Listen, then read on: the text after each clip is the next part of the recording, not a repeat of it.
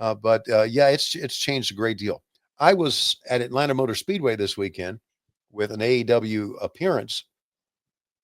Really had a very good time. But I was talking to some of the people in NASCAR, and they said, "Boy, NASCAR has changed just like pro wrestling, hasn't it?" And I said, "Yeah, I guess it is. I guess it has really changed, and wrestling has changed." And they asked me, one of the announcers asked me, "How do you like it now? The pro wrestling from when you started doing it in the '80s?" I said, "I like it. I do. It's not the same, but there's something about it that is still the same. Still a ring, still exciting. But I really enjoy what we've got now." Of course, we're watching Madison Square Garden from 1973. Tony, in your era of wrestling fandom, I mean, obviously we know this predates your involvement in the wrestling business by 10 Mhm. years or so. Yeah. But as a fan in 1973, you were still watching Mid Atlantic, or were you in tune with all the other promotions? The only way I was in tune with all the other promotions was Pro Wrestling Illustrated or The Wrestler. And that's kind of what made it exciting. You would read reports about what happened in the AWA, what happened in the WWF, and all the other promotions like Florida Championship Wrestling. And then I've mentioned this so many times, but then Bob Cotter would casually say, "Coming up very soon in Mid-Atlantic Championship Wrestling, Baron von Raschke." And you go, "Holy shit. I've been reading about him. I really want to see him." And that was good stuff. New faces were really, really good. But the only way I knew, I just watched Mid Atlantic. That's it. And then, of course, later on, like in the '80s, we started getting TBS, right? And Georgia Championship Wrestling or World Championship Wrestling, and started seeing some of that stuff. But the magazines is where you kept up with the business on a nationwide level.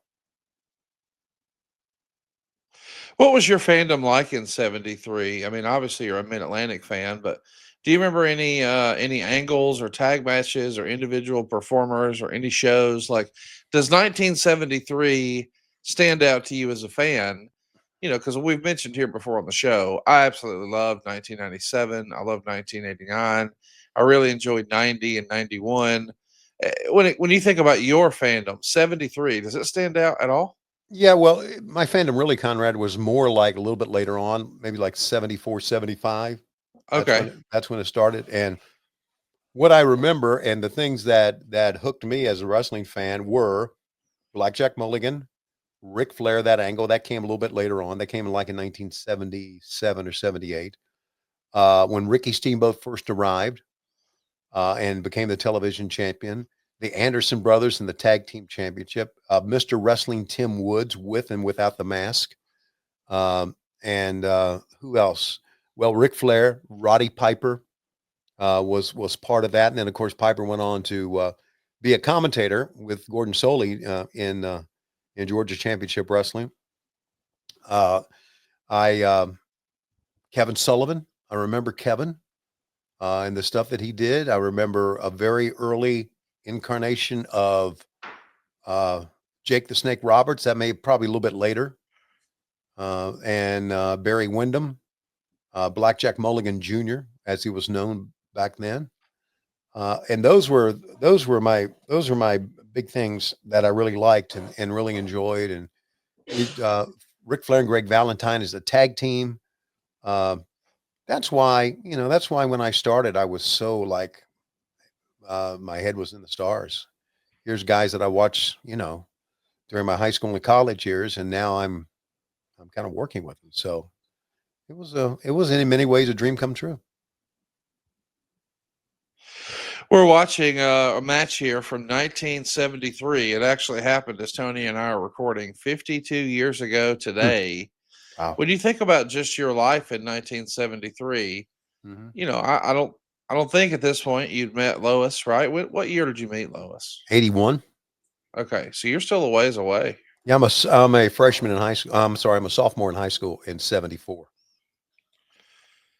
Wow. Yeah, how about that? How many bases had you touched? by June of 73? 0. Wow. Okay. Yeah. There you go. I was just a redneck punk hanging out with the boys. That's all. Nothing We, wrong with that. we didn't have time for girls. We didn't.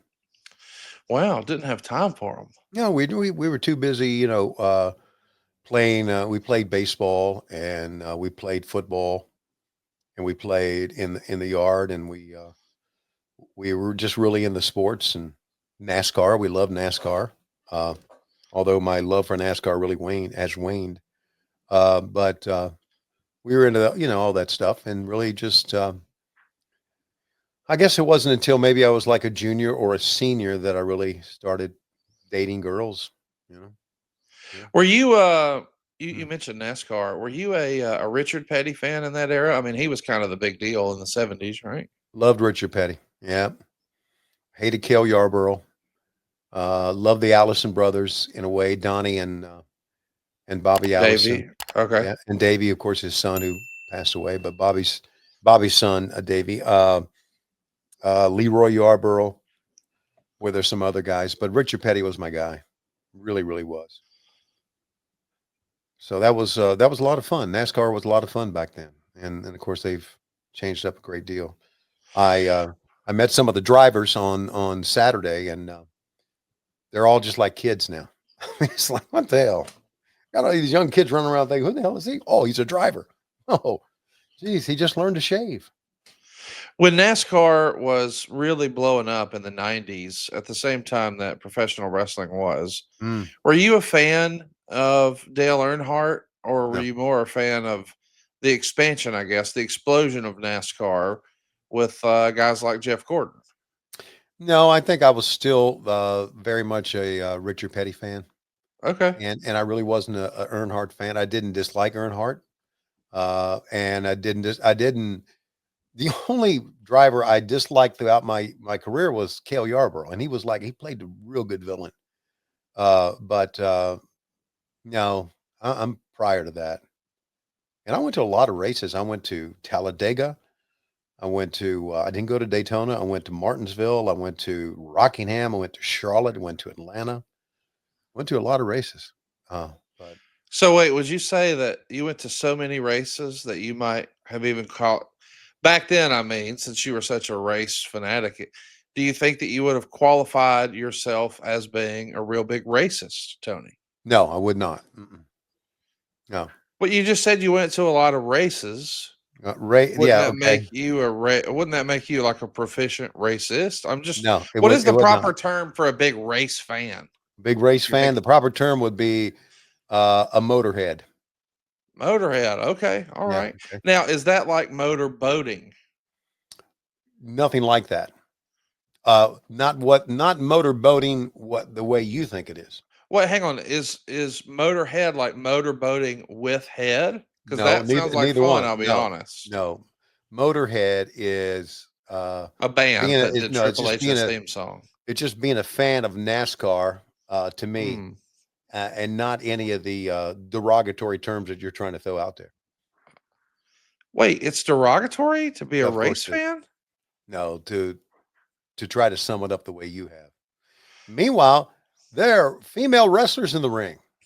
Don't we all love summer vacation, relaxing, laying out by the pool, barbecues, hitting the beach, doing, well, nothing? Well, how about a summer vacation from your house payments? With SaveWithConrad.com, you can do just that. Reduce your monthly payments by making the equity you built up in your home work for you. You can roll together those high interest rate credit cards into one lower monthly payment, and perhaps access some of that newfound equity to turn your house into your dream home with no money out of pocket. And how about this? You get to skip your next 2 house payments. That's right. You won't have to make your June or your July house payment. You're done until August 1st. Go right now to SaveWithConrad.com. Let my team run the numbers for you for free. There's no obligation, and if we can't help you save some cash, we won't waste your time. And did I mention we're offering a 3-year guarantee right now?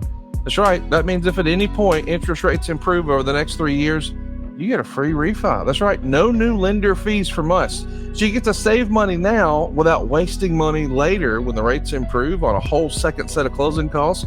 Why not go to SaveWithConrad.com and get a guarantee? Save money now and save money later with your friend in the mortgage business. That's me, Conrad Thompson at SaveWithConrad.com. Shoot me an email at Conrad@SaveWithConrad.com. Give us a call at 888-425-0105 or get yourself a quick quote. Even talk to a live person right now at SaveWithConrad.com. NMLS number 2129, equal housing lender. Let's take a summer vacation from house payments at SaveWithConrad.com.